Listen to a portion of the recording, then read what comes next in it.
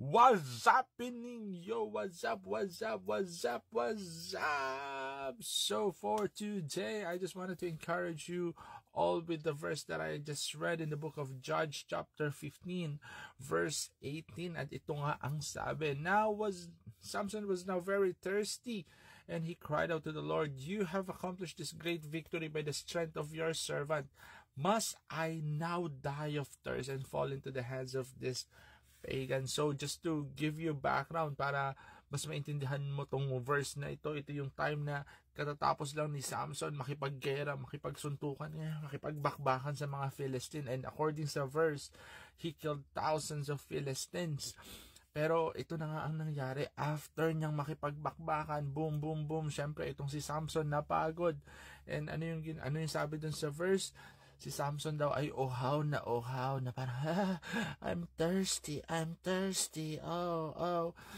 Pero yun, ang ginawa ni Samson, he cried out to the Lord, "Lord, nakakauhaw, gusto ko ng Coke." Hindi, wala po yun dun sa verse. Pero yun na nga, okay, kung titignan natin, habang binabasa ko po ito, one thing that I've realized is, or isang bagay yung na-realize ko sa verse na to, and that is, alam mo, sa buhay natin, di ba?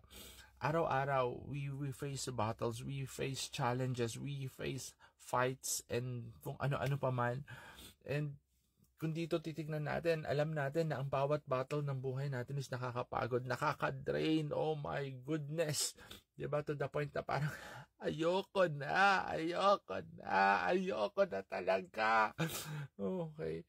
Pero in this verse, one thing na pinapakita sa atin dito is, God knows everything what we need, especially in times of battle, or yung pagkatapos ng laban, or during the battle. Na pinapakita sa atin dito ni Lord na kagaya nito ni Samson, alam ni Samson kung saan siya lalapit right after he faced this challenge, right after he faced this thousands of Philistine, na talaga namang, Lord, pagod na ako, mamamatay na ako, uhaw na ako. Diba? And dito talagang nakita natin that he sought the Lord, he cried out, he went back to God, to the point na talagang alam niya na, Lord, you are my strength. Na talagang alam niya that God, restore me. Napagod ako. Lord, nauhaw ako, restore me. So, what's my point dito, no? Alam mo mga kapatid, mga kaibigan, mga lahat po tayo na nandito. Tandaan po natin na in every season, in every battles that we have right now, tandaan mo that only God can give you the strength that you need to face every battle. Si Lord lang yung makakapagbigay sa'yo ng mga pangangailangan mo sa bawat gera ng buhay mo. If you need peace, if you need strength, if you need wisdom, if you need everything, okay, God can provide whatever you need. Diba? Kaya, just as an application for all of us is, balik ka lang kay Lord. Alam mo yun? Balik ka sa source ng mga bagay-bagay.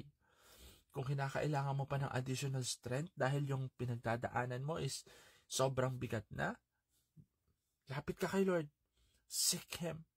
Kung kinakailangan mo ng peace dahil parang bombarded ka na sa mga bagay-bagay, balik ka kay Lord. Lapit ka kay Lord. Seek the Lord.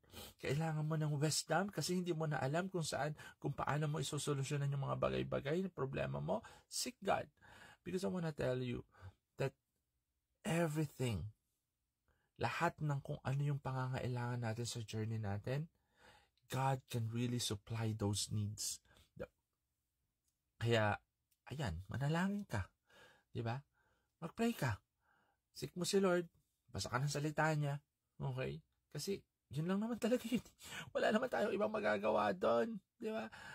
Because I know for sure, God is our wisdom. God is our strength. God is our peace. God is everything. Diba? So, yun lang. Kaya, pray hard. Seek the Lord with all of your heart.